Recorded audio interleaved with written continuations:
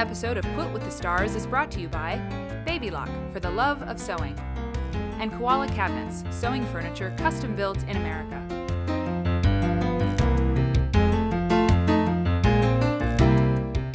Hi, my name's Mary Fonz and you're watching Quilt with the Stars. This is the coolest job ever. I'm here with Nancy Halvorsen and she is creator, owner, director, one-woman operation, art to heart. Nancy, welcome to Quilt with the Stars. Thank you. It's great to be here. And I'm loving your haircut too. You're just got a cool jacket on. You're just, oh, thank you. It's cool. So I get to meet great quilters and also check out their style. It's nice.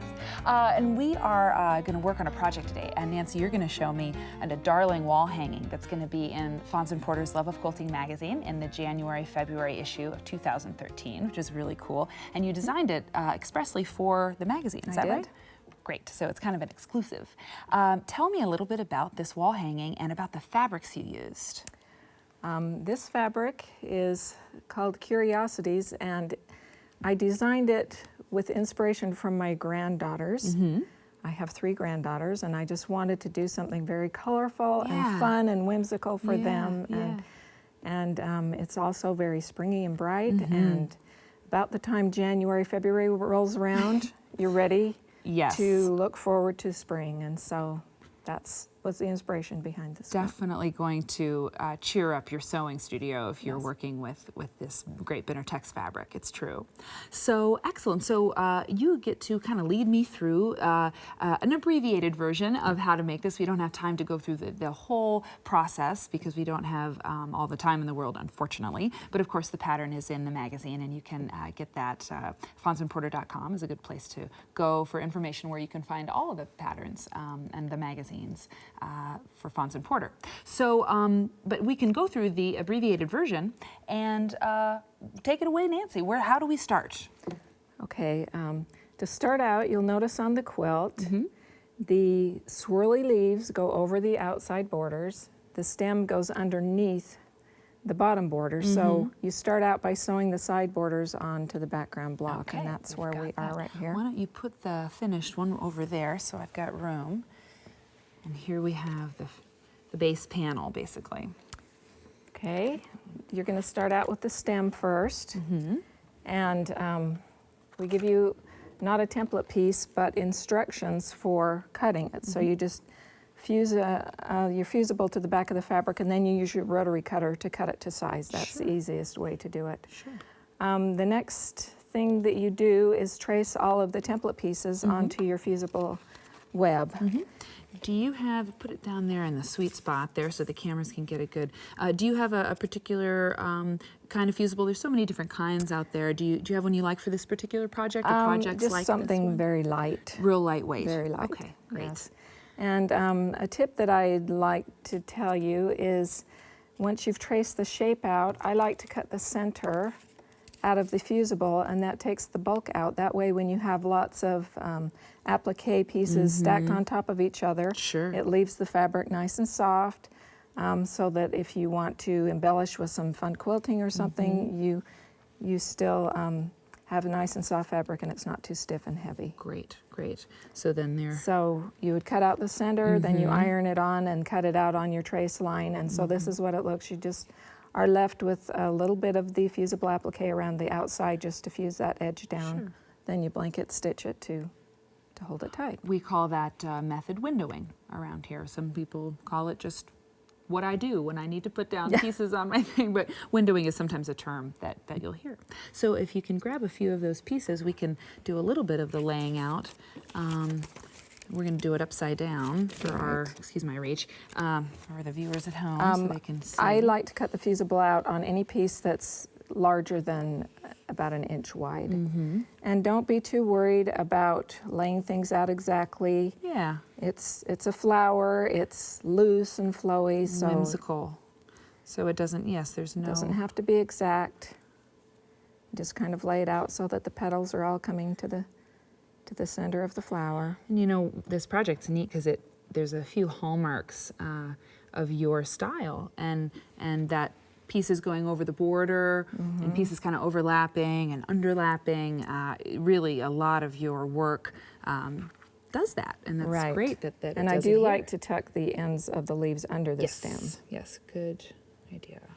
This one goes under the flower and the stem. It kind of, it's nice because the pattern, the motif, just bursting out of the frame. Grab the other flower. Sure.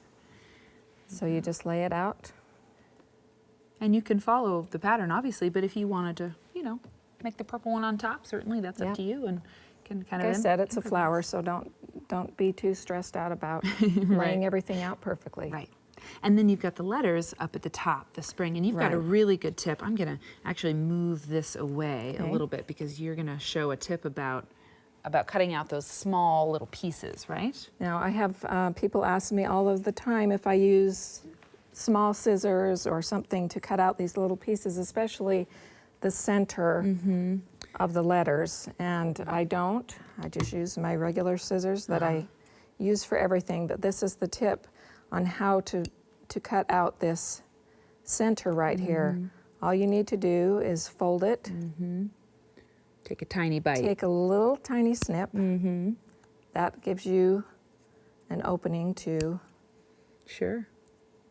get in with your scissors. And it's probably easier actually with bigger scissors if you do that, because you just have like a couple snips to do rather than like, with the tiny embroidery scissors or something. And so this is how I cut the tiny centers out, and it's just quick and easy. Sure. So the key is just to fold it over and take a tiny little bite. Great. Perfect. And there you are with the center of your Well, while you have your scissors out, bonus. Look at that little fob, that little scissors fob. You made that too, didn't you? That is from my So Necessary book. I think it is necessary that I have one. Maybe she'll give it to me. No, I'm kidding. Okay, great. Good. So what comes next after that? Let's take another look at the project. And like I said, you're getting the abbreviated version here of how this goes together. I think what comes next is the little scalloped edge, correct? Well, after you had everything laid down, iron it down, fuse it down real good, and then you'd want to finish the edges. I like to use a blanket stitch.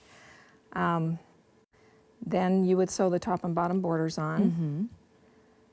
I'm going to give these over there to you. Quilt any way you want. Like I said, you can see here that I've put some little embellishments in with the quilting too that kind of give it a little pop and a little fun. Absolutely. Yeah, the little curly cues, very cute. So after you've got the top all quilted how you want, then you would be ready to do the scallops. This is another tip for something that I find an easy way to make your template and something that will last. I take a piece of fusible, I trace the template shape out, and instead of pressing it to fabric, I press it to a piece of cardstock. Great tip. I don't think we've used cardstock on this. Then I cut it out. It gives you a little bit sturdier template. It makes it so that you can reuse it over and over. And then when I'm finished with the project, I take all the templates, put them in an envelope, label it for which quilt it is for, and then you have them in case you decide to make a quilt for your best friend. Yes, that's right. And the template's right there, easy to use, and it's a quick, easy way to make a template. That is very wise. So you would just take your template, lay it on the fabric, trace around it, then you would sew right on the trace line, clip, turn. When you had 3 scallops, of course, when you're laying it out, it would lay out like that, the 3. With the batting on the back, you've already, then the backing, you sew around it. And that's one thing we want to point out is that this project doesn't have a binding on it. It's actually turned. So your pattern, of course, will tell you all about that. We're not going to go into that part today. But yes, that's right. You just leave a little opening to turn it, press it. Then you'd quilt around all your applique motifs. Then you get to the point where you want to do this little embellishment, this ruffle embellishment around the flower. Oops, sorry, give you You this just one take first. the piece of fabric, fold it in half, stitch across one end and down the other side. And then when I'm going to turn a long skinny tube like this, I use this technical piece of equipment called a chopstick. Nice. And this free technical piece of equipment, really. Anyone has access to. As long as it doesn't have beef, Mongolian beef on it or something like that. I start out with the blunt end. Just turn it quick like that, and then you can use the pointed end to point the corners out. Very nice. And then you have another step. It's always fun to watch. Another step down the folded edge. Just turn your stitch to your largest basting stitch, 1/4 of an inch from the fold edge, and then you just pull. Oh, the little ruffle. To gather the ruffle. And on this ruffle, it's about 8 inches. 8 is about inches. perfect. You just, Okay. you know, keep pulling till it measures 8 inches. Always, you probably use a real good quality thread, don't you? Otherwise, it might snap, huh? And then you just, you fold under the raw edge and press it before you sew the basting stitch. Then you just lay it down. It's darling. The basting stitch lines up with the outside of this center applique piece. Pin it down, sew it down, Sew it down, and you have a ruffle and you have a ruffle. that I bet everybody Embellishment. loves to play with. Yeah. Okay, so the last tip we have is about these buttons that are on they are the very last thing you do, right? Right. Okay. Very last thing I So- do so that it doesn't get in the way of the quilting. And I'm gonna bring back this piece here, so we have a nice contrasting. Here's your little button. Now, I often put little buttons all over the quilt, and especially if it's a larger quilt, how do you sew these little tiny buttons on, because it's too small to even be held down with the button foot. with the button foot. So this is my trick. I just get some fabric glue Great. and a pin, because you don't want a lot of glue on it. You just want a tiny dot. That's a hat pin, isn't it? Yeah. Cool. You can use any of your Sure. pins. You just get a A little dot. little dot.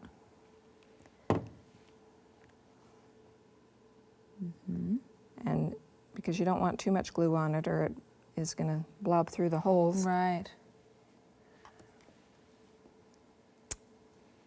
Great. And it that's holds the button on. That way you right can down there. Okay. put all the buttons in place while you've got it out on the table, and then when you put it under your sewing machine, you don't have to worry about the placement. Absolutely. Well, let's take one more look at this little guy. This little girl. Actually, I should point that out. This is the kind of the gal version, and this particular fabric line has a his and hers. Isn't that right? Yes. So this The is boys' line is called Mischief. The girls' line is called Curiosities. Curiosities. Well, that's a gorgeous little wall hanging for a little girl's room. And thank you so much for coming to Quilt with the Stars and showing us. Glad to be here. Thanks a lot, Nancy. See you soon.